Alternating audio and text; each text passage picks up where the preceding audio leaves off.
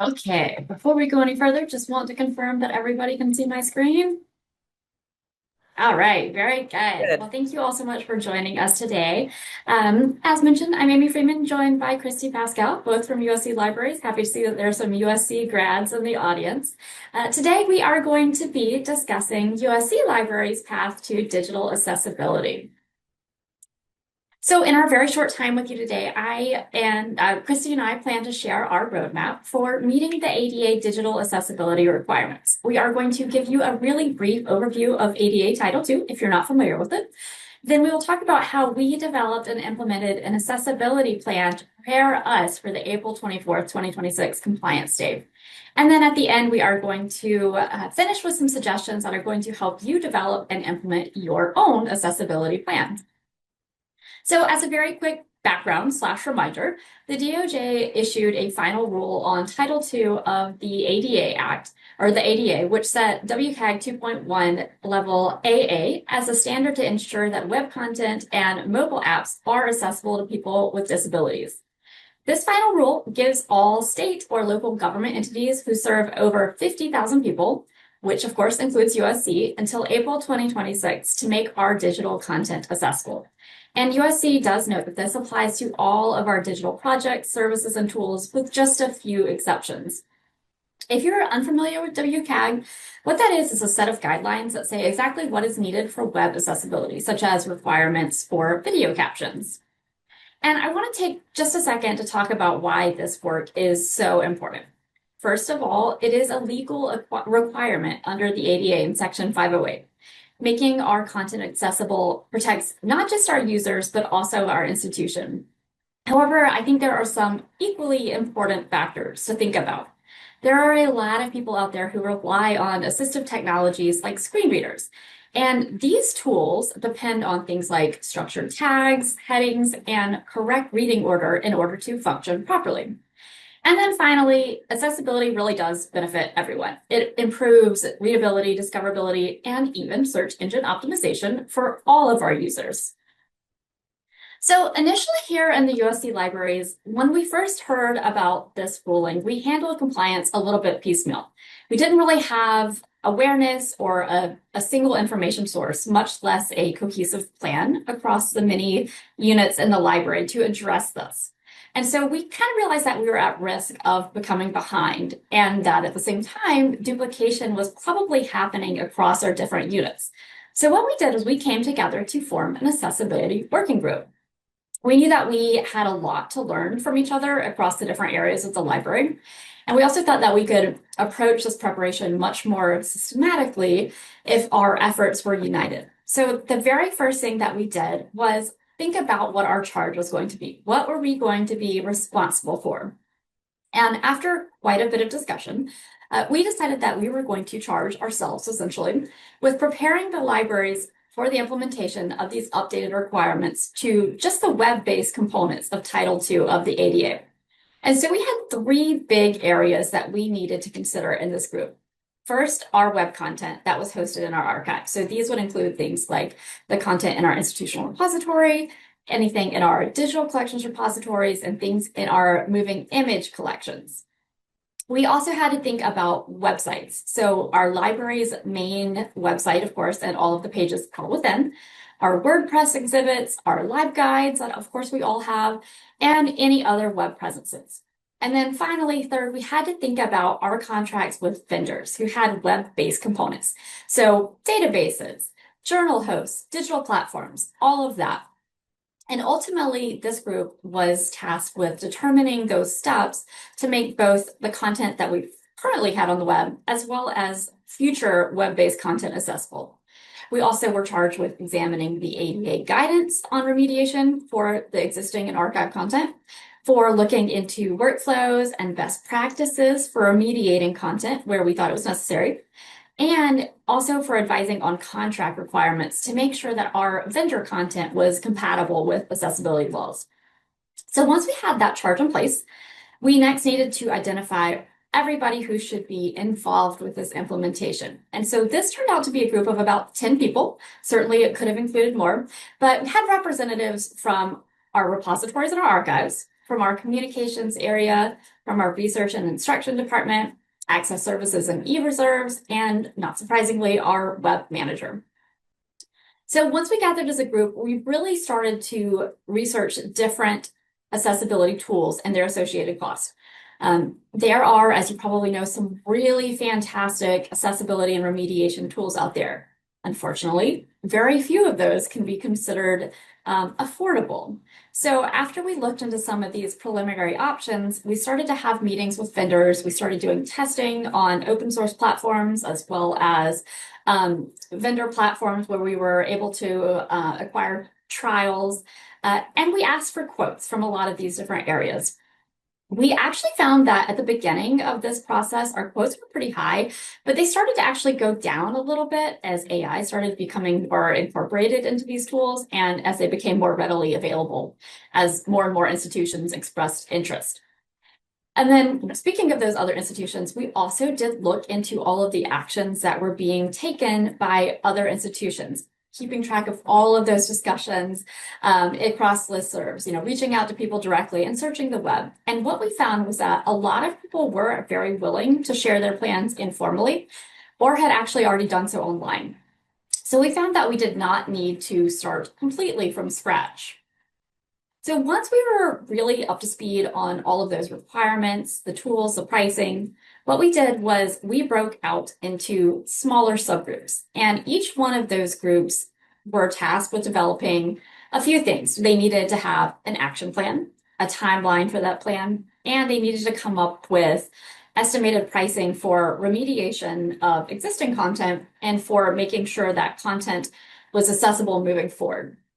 And so those subgroups that we developed were access services, moving images, licensing, web pages, and repositories, which included both our institutional repository and our digital collections. And so we gave each area the responsibility for developing their own timeline for implementation. Although they had that sort of loose guideline, we did generally designate summer and fall 2025 as tool testing and planning, and spring 2026 or now, as a remediation period with a really high priority on the most impactful and the most used content. And we decided that, of course, we needed to incorporate all new workflows no later than that April deadline, after which we would continue to post only accessible content as well as continue that remediation of that content as necessary. So once each one of those subgroups completed their planning, we compiled all of this information together to share out to the full library. And now each area is responsible for its own implementation and for keeping to that timeline. One thing, though, is that we do continue to meet monthly to check in, to keep each other accountable on our progress, and make sure that if we have any areas of concern, those are being addressed in a timely manner. So Christee and I today are going to focus on the institutional repository and licensing. Those are two areas that fall under our primary responsibilities. The other areas, of course, are equally important, but due to time constraints, if you want to know more about those other subgroup plans, you're more than welcome to reach out to us after the session. So one thing that I will also note is that across the libraries, we did acknowledge that we had a need to create some sort of reporting mechanism so that if patrons did encounter something that was not accessible, they could let us know and they could request remediation in the format that they like so that they could receive a remediated copy. So as such, we have actually gone ahead and incorporated remediation request forms into our institutional repository and our digital collections archive. We are still considering how best to make it available more generally across the library's website, and we are very aware and are pleased that lots of vendors offer remediation services that are generally available directly from their platforms. So the first area that I'm going to talk about is our institutional repository. We use Digital Commons as our vendor. Digital Commons has been very proactive. They're making significant strides towards site accessibility, which is great, but we are responsible for the content that we actually add to the repository. And much of our previously posted content is in PDF form, which is not generally a very accessible format. So we decided to identify that highest usage content in the repository and then really just start systematically tackling remediation piece by piece. And so we are making a very serious good faith effort to make sure that not only our newly added content is accessible, but of course our archived research as well. And to meet this goal, I first had to teach myself how to remediate PDFs through Adobe Acrobat. And if you have done any accessibility work before, you know that this can really be a challenge. Eventually, I did become comfortable with the process, but I'm only one person. We have dozens of editors and administrators who upload content to our repository, and all of these people needed to become aware of these requirements, and they also had to learn how to do their own accessibility preparations. So we put together a training on accessibility with a really strong focus on PDFs, and invited/told each editor and administrator that they needed to attend one of these 3 mandatory trainings. If they weren't able to attend live, we did record it, but they had to confirm their viewing. We also tracked their attendance, and if any editors or administrators did not attend one of the 3 sessions, they are actually going to be removed from the repository prior to that April start date, and they will not be added back until they view a training session. So while this seemed a little bit harsh, we did find that it was necessary to encourage and require that viewing and that preparation. So beyond training, we also thought that we needed a more systematic approach for remediating existing content. We had a lot of concerns here. You know, like many of you, we have tens of thousands of items in our repository. So going through this, one by one in Adobe wasn't really an option. So we reached out to our IT folks, and what we did was we implemented the AWS PDF Accessibility Remediation Tool. You may have heard of it. They've had some webinars recently on the topic, and I'm happy to share out a link to that later on if you're interested in using it. But this tool actually uses AI to batch remediate PDFs with less human intervention at a dramatically lower cost than manual remediation. The tool is not perfect. I'm the first to acknowledge that, but we have had a good bit of success using it so far, and we have incorporated it into many of our immediate workflows. We have, of course, developed documentation. We're still prioritizing that content from most to least use. But what we plan to do is make sure that all of our newly posted content is first checked. And if it's necessary, we will either run it through Adobe if the remediation process is simple, or through the AWS tool if it's a little bit more complicated. So just to be clear, this is a process that is going to be time-consuming and challenging, but we feel that with this plan, with everybody on board, that we are well on our way towards compliance for the repository piece. And so with that, I will turn it over to Christee, who will talk about licenses. Good morning, everyone, and thank you so much for joining us. It's fun to see such a lively webinar chat. All right, so next we will turn our attention to licensing. Like many large university research libraries, we maintain licenses to hundreds of electronic resources. We needed a practical, pragmatic approach toward incorporating accessibility language into our contracts. We made the decision to address accessibility as licenses either come up for renegotiation or new subscriptions are started. Beginning summer 2024, any licenses that would be in effect on April 24th, 2026, including those with earlier start dates, require accessibility compliance language. I can't seem to forward the slides, Amie. Oh, there we go. Okay. Fortunately, the wonderful authors of eResource Licensing Explained provided excellent language that we were able to use to shape our licensing language. And I've included both the text and the link on the slide. We made some minor modifications to meet our specific needs. We determined that in cases where the vendor will not provide a warranty and only agrees to use reasonable effort, then the license should explicitly state that we have the right to modify the resource for the purposes of making it accessible to authorized users with disabilities. When we discussed the noted accessibility language with our university general counsel, they asked that we request vendors agree to language that indemnifies the university for any damages, claims, or losses. that the licensing occurs as a result of the licensor, so the vendor, failing to provide licensed materials that comply.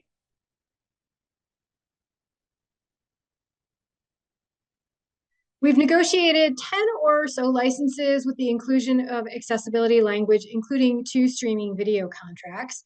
Initial pushback was stronger than we anticipated. While accessibility is topmost in our vendors' minds and priority, they seem surprised by our asking for contract language so far ahead of the April deadline, even for contracts that would be in effect come April 24th, 2026. We also realized that we were requesting a higher level of compliance in our license language than is required by April 2026. We discussed making a change, but decided to continue to negotiate for the stricter compliance when possible. As we expected, few vendors have accepted our language exactly as proposed. They prefer to use their own language. So long as their language meets our requirements, we have no problem accepting the alternative language. But we are hoping things will settle a little since parsing endless language variations is pretty time consuming. So some takeaways. With that brief overview in our process, we'd like to share a few takeaways that you can consider incorporating into your accessibility planning. First, be aware of your institutional priorities. If you are a public institution, accessibility will likely rise to the top of your spring 2026 agenda. Even if you're with a private institution, it's likely that accessibility will be a priority, but it may not rise to the same level of urgency. Check with your provost office, IT, and teaching support areas for institutional planning. Next, make sure the right people are involved in the conversation. Everyone involved with making materials publicly available should be part of the planning or at least represented. With so much at stake, it's easy to overlook areas for consideration. So you may need to have a broader conversation with all units within the library to better understand the content they work with. For example, don't forget your social media folks. Also, create a firm timeline and stick to the plan. Without key dates and checkpoints, it's easy to slip behind and risk not being prepared for the April compliance date. And of course, expect challenges. Remediation and accessibility work is important, but it's not easy. You may have to think out of the box. For example, can your IT department implement an AI remediation solution when you realize that Adobe remediation is impossibly slow? With the right people in the right conversations, challenges can be overcome. And finally, be willing to adapt.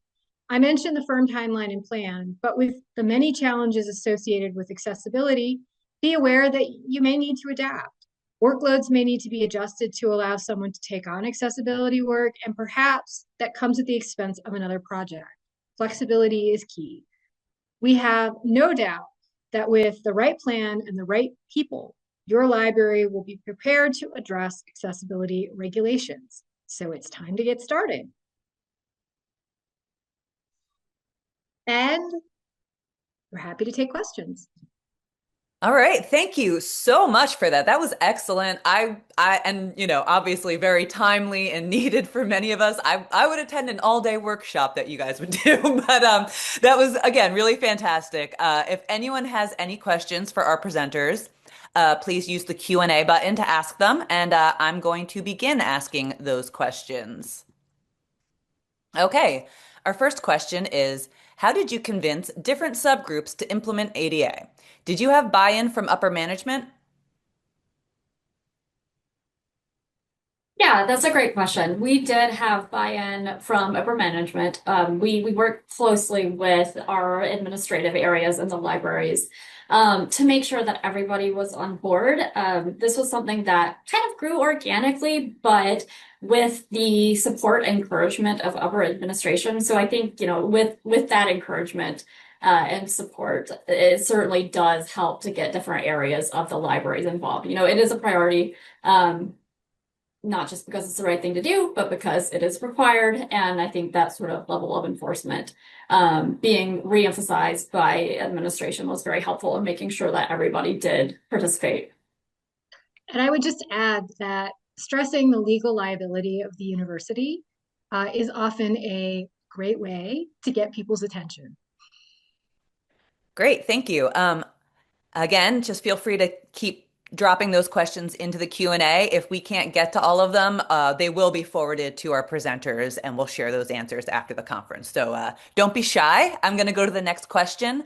Have you gotten many remediation requests so far?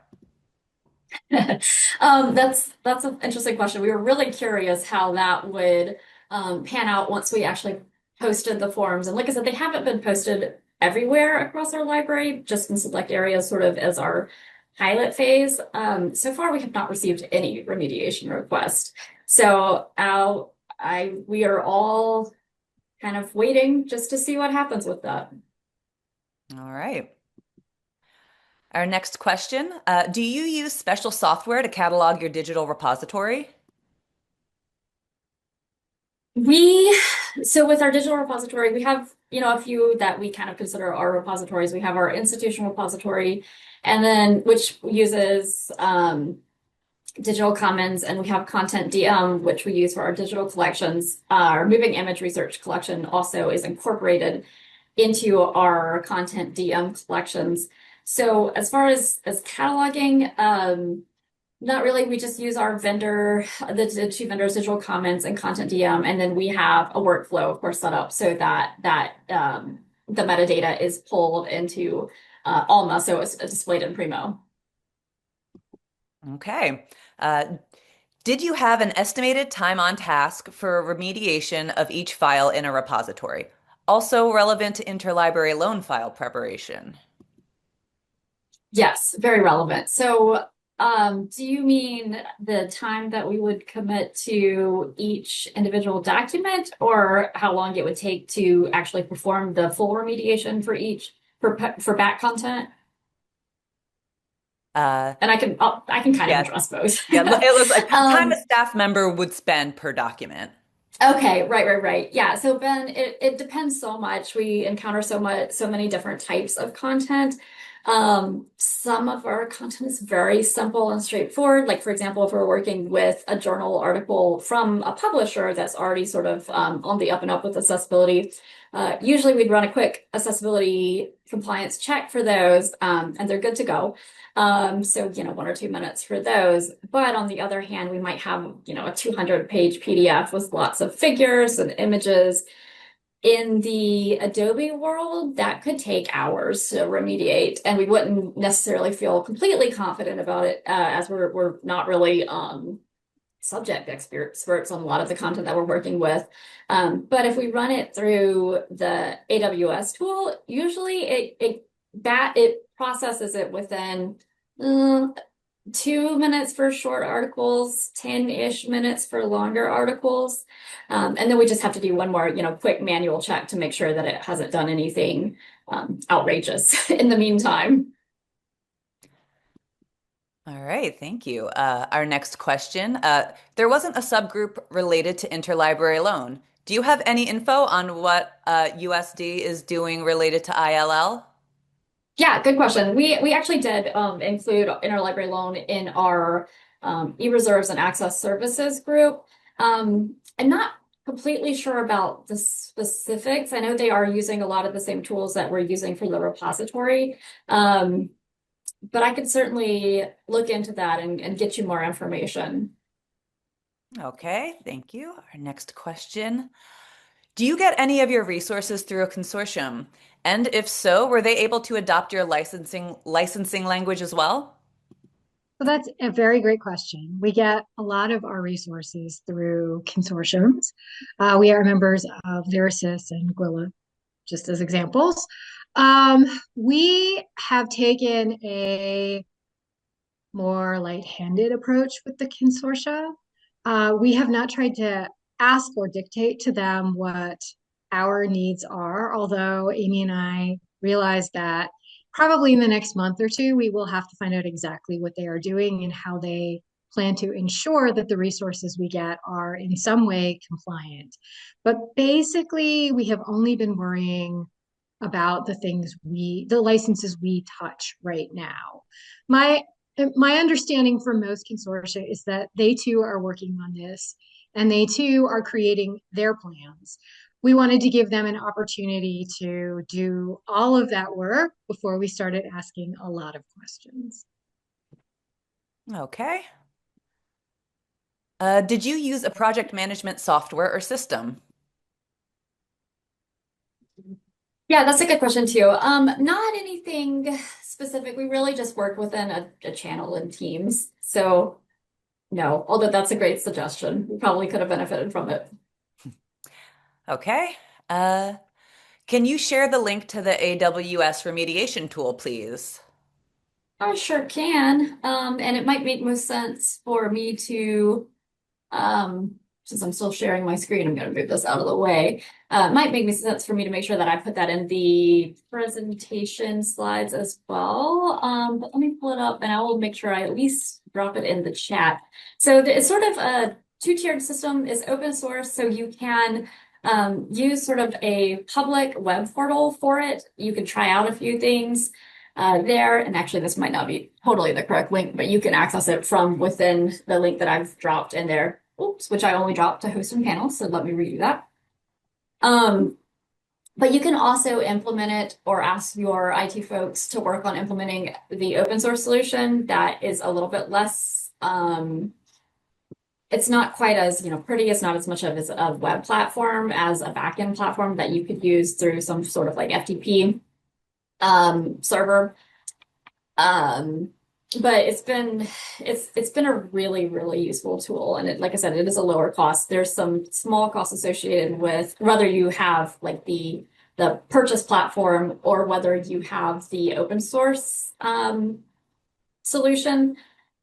There's a little bit of a cost variance. Either way, you are going to be paying for a small amount to AWS and Adobe for tokens for each page that you remediate, but it's very low compared to the cost of manual remediation.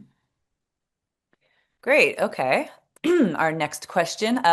Were there any instances with e-resource vendors where you couldn't reach a compromise and had to stop subscribing to a resource? How did you communicate that to faculty using the resource? That has not happened yet. However, we have had a few moments where we thought it might happen. We have chatted with our associate director about what this might mean. And we have a generic plan for how we would be communicating with faculty members. We are hoping that it will never rise to this level. The dean also has the authority to decide if a resource poses a low enough risk that we would continue forward even without accessibility. Uh, I I say that because we subscribe to some very obscure resources, some old English resources that maybe two people use. So we will cross that bridge when we get to it, but I sincerely hope that because this is a federal mandate, that vendors will, even the small ones, will at least get themselves up to a basic level of compliance we can more or less agree to. Okay. Thank you. I think we have time for one more question before we have to break for lunch. Again, we're going to forward all the questions that don't get answered to our presenters and then share those answers out. So, not to worry. Obviously, public-facing web and database content is priority. But do you have a plan regarding shared files? For example, we have cloud-based storage via OneDrive, where all our library staff shared files are saved when we've been told these folders fall under Title II requirements as well. Yeah, that's a good question. I think we're still kind of working on a solution to those. Like I said, is this kind of fallen under um, the lower priority level, just to make sure that our public facing pieces are taken care of first. But it is something that we certainly do plan to address moving forward. And I wish I had more tips for you on that because it's something that we're still thinking about as well. So if you have ideas, certainly share them with us. Great. Well, that's all we have time for.